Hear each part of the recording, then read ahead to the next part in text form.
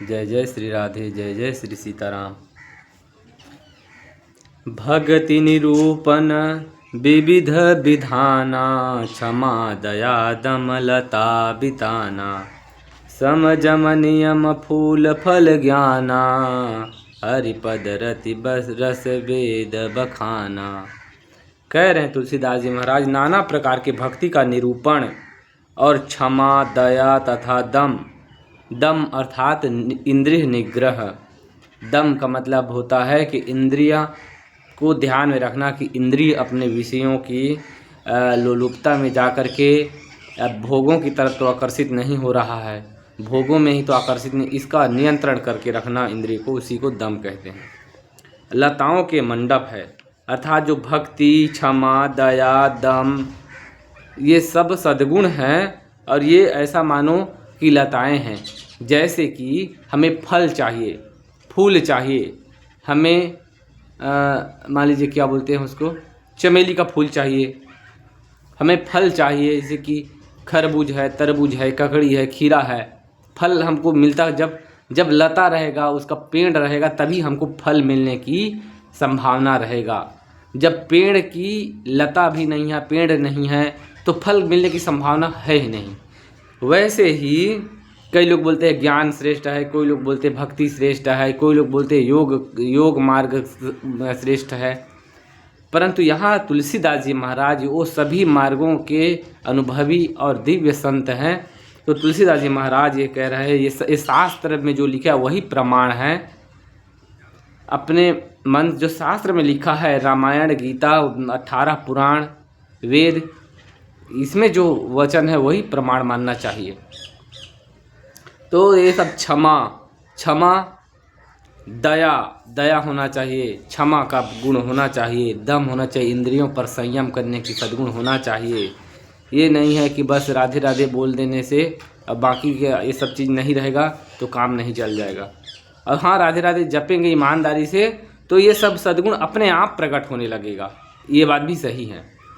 परंतु ईमानदारी से संतों के सानिध्य, संतों की मार्गदर्शन में, शास्त्रों के शरण में रह कर के ठाकुर सेवा करते हुए अगर हम धीरे धीरे प्रयास करें तो धीरे धीरे से कि चादर की एक छेड़ा को हम पकड़ लेते हैं, कोना हमारे हाथ में अगर पकड़ लिया हमने, तो ऐसा समझ लीजिए कि चारों जो कोना है आपके हाथ के अंदर में ही है, आपके पकड़ के अंदर में है। इसी तरह से एक भी सद्गुण अपने जीवन में आता है तो सब सद्गुण धीरे धीरे आने लगता है। और एक दुर्गुण जीवन में अगर आ गया तो धीरे धीरे सभी दुर्गुण हमारे जीवन में आने लगता है, मतलब हमको नरक में ले जाने वाला होता है। तो दया होना चाहिए भक्त में, क्षमा का गुण होना चाहिए। किसी ने हमारा कोई अपराध कर दिया तो हमें क्षमा करने की हमारे अंदर सामर्थ्यता होना चाहिए, नहीं कि उनसे दुश्मनी का गांठ बांध के रख लिया कि तुम्हें भूलूंगा नहीं, तुम्हें देख लूँगा, ऐसा मन में भाव नहीं रखना चाहिए। अगर ऐसा भाव रख के हम मर गए तो अगले जन्म में सांप बन करके आना पड़ेगा और हमको उससे दुश्मनी चुकाने के लिए। इसलिए क्षमा का गुण। कहते मन का निग्रह, मन में सदैव ध्यान रखना चाहिए। मन क्या चीज़ का चिंतन कर रहा है, संसार का चिंतन कर रहा है कि भगवान के चरणों का चिंतन कर रहा है, भगवान के प्रति प्रेम का चिंतन कर रहा है, इसका ध्यान रखना चाहिए। यम का 5 अंग है। पहला अहिंसा, दूसरा सत्य, तीसरा अस्तेय अर्थात चोरी ना करना, ऐसे कुछ है, ब्रह्मचर्य, और 5वां अपरिग्रह, अधिक संग्रह करने का जो अधिक संग्रह इकट्ठा करने का दुर्गुण भी लोगों को समय, शक्ति, संसार के वस्तुओं की इकट्ठा करने में, संचय करने में, सुरक्षा करने में ही समय बीत जाता है। भजन करने के लिए समय कब निकालेंगे। तो नियम के 5 अंग है। पहला शौच अर्थात पवित्रता, अंतर एवं बाह्य पवित्रता। ये नहीं कि बस स्नान करके 10 बार स्नान कर रहे हैं परंतु मन के अंदर में पवित्रता नहीं है। मन अलग अलग गंदगी, शरीर के विषयों में, धन आदि इकट्ठा करने में मन उसी में लगा हुआ है। तो बाहर से भी पवित्रता, शरीर के स्नान आदि की पवित्रता रखना और विचारों की भी पवित्रता। संतोष अर्थात जो हमें प्राप्त है वही पर्याप्त है, जो हमें मिल गया है उसमें भगवान को धन्यवाद के भाव होना चाहिए, मेरे को और इतना मिले और इतना मिले, ऐसा मन में तड़प ना रखे, मन के अंदर संतोष भाव रखे। नियम के एक अंग है तप। तप मतलब जीवन में त्याग तपस्या। सबसे पहले त्याग बोला जाता है, त्याग के पीछे तपस्या जुड़ा होता है, त्याग तपस्या। तो तप, अगर कितना भी त्याग कर लो, तपस्या के बिना सिद्धि नहीं मिलेगा। त्याग कर लिया मतलब आपने समझिए गंदगी को आपने त्याग कर दिया। पर चमकना है तो आपको विशेष तप करना पड़ेगा, तब आपको चमक मिलेगी, सिद्धि मिलेगी। स्वाध्याय, स्वाध्याय भी नियम के अंतर्गत आता है। स्वाध्याय शास्त्रों का अध्ययन, अपने आप के आत्मचिंतन, ये स्वाध्याय है। चौथा है ईश्वर प्रणिधान, भगवान का चिंतन, भगवान का ध्यान। ये सब क्या है? मन का निग्रह, यम नियम ही उनके फूल है। जो हमने भक्ति, जो बेल है हमने लगाया हमारे जीवन में, जो बेल है दया, क्षमा, दम, भक्ति, ये सब का फूल जब हमारे हृदय में खिलता है तो यम नियम ये सब उनके फूल है। और ज्ञान इसका फल है। जीवन में ज्ञान प्राप्त हो तो यही हमारे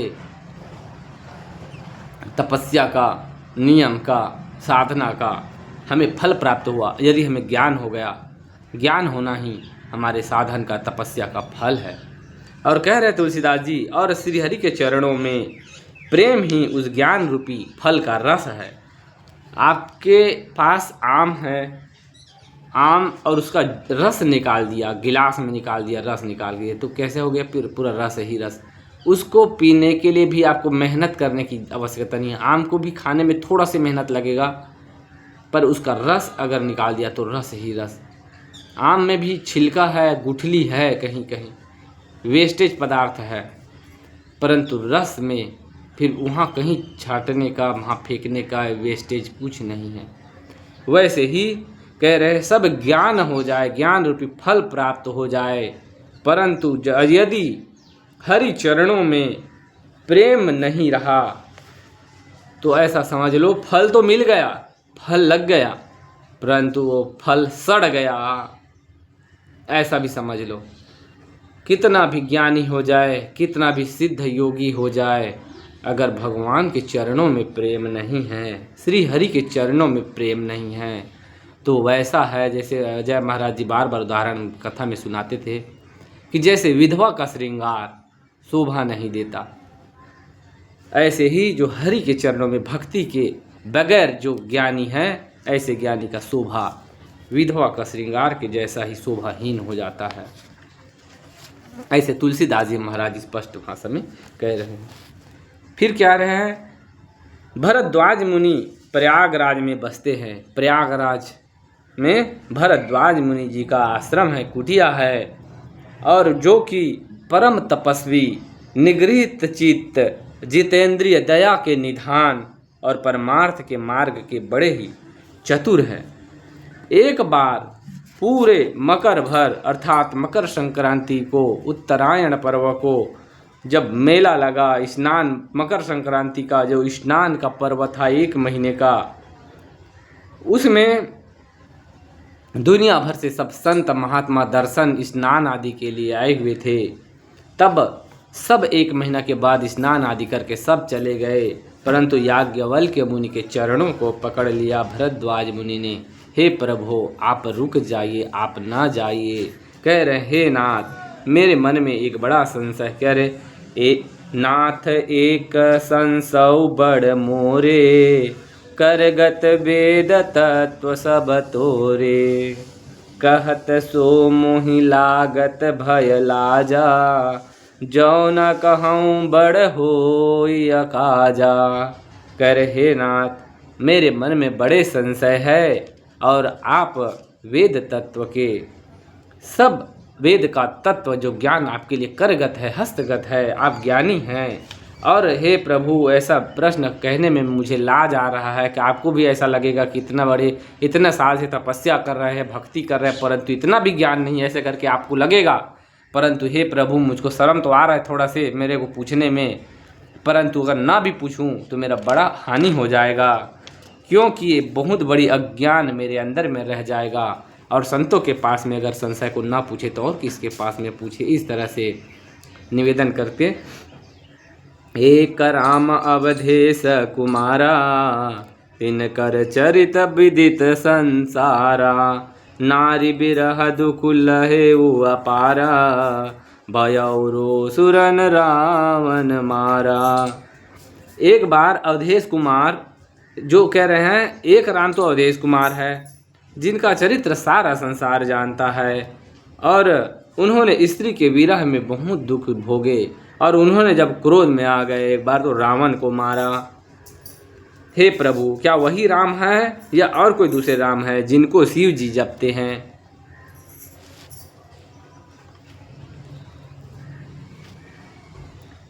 कह रहे हैं कि जो शिव जी जपते हैं वही राम है कि कोई और राम है? आप सत्य के धाम है और सब कुछ जानते हैं, आप ज्ञान विचार करके कहिए। ऐसा याज्ञवल्क्य ऋषि को भरद्वाज मुनि प्रश्न कर रहे हैं।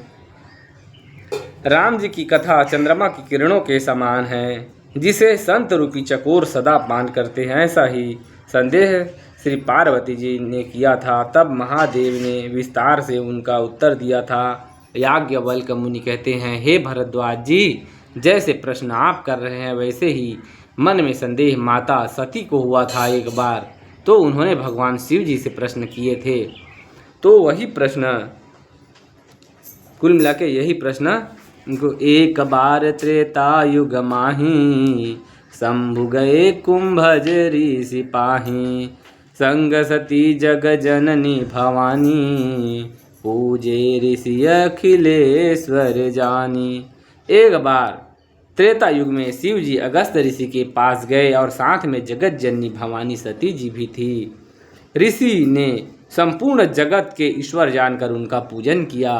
अगस्त ऋषि ने भगवान शिव जी का पार्वती माता सहित पूजा की, और उसके बाद में जो अगस्त ऋषि ने, मुनीश्वर अगस्त ऋषि ने राम कथा विस्तार से कही। अगस्त ऋषि ने भगवान शिव जी को राम जी का कथा सुनाए, जिसको भगवान महादेव ने प्रेम से श्रवण किए, जिसको महेश्वर ने परम सुख मान कर सुना। फिर ऋषि ने शिव जी से सुंदर हरि भक्ति पूछी कि हरि भक्ति क्या है, और शिव जी ने उनको अधिकारी जानकर, अधिकारी समझ करके भक्ति का निरूपण किया। फिर शिव जी और माता सती जब वहाँ से अगस्त ऋषि के पास से कथा करके जब वापस आ रहे थे, तो भगवान श्री राम के मन में ऐसा भाव आया कि मेरे स्वामी श्री रामचंद्र जी धरती में लीला करने के लिए गए हैं, आए हुए प्रकट हुए हैं, और अभी भगवान राम जी का अगर मेरे को दर्शन हो जाता तो मेरा आहा कितना भाग्य, ऐसे सोच ही रहे थे। और भगवान श्री रामचंद्र जी माता सीता के वियोग में विलाप करते हुए, हे खग मृग हे मधुकर श्रेणी, तुम देखी सीता मृग नैनी, ऐसे भगवान विलाप कर रहे हैं। और भगवान जा करके श्री रामचंद्र जी को दंडवत हाथ जोड़ करके प्रेम से उनका दर्शन करके आनंदित होकर के प्रणाम करते हैं। सती देवी देखते हैं, उनको वह संदेह हुआ कि जिनको सारे संसार प्रणाम करते हैं, सब देवता जिनको नमस्कार करते हैं, ऐसे भगवान श्री राम इनको कौन है जिनको नमस्कार कर रहे हैं। फिर वही कहते, फिर भगवान महादेव माता सती को कहते हैं, हे देवी, यही मेरे प्रभु, यही मेरे ईश्वर है। माता सती को संदेह उत्पन्न होता है। फिर वो परीक्षा लेने के लिए जाएंगे। अगला कथा अगली वीडियो में। भगवान शिव जी ने राम जी का दर्शन किए हैं वनवास के क्षेत्र में, वनवास काल में, और सती माता को जो संदेह उत्पन्न होते हैं, राम जी को प्रणाम करते हुए देखते हैं भगवान महादेव को, तो उनको संदेह उत्पन्न होता है। अगला कथा अगला वीडियो में। राधे राधे।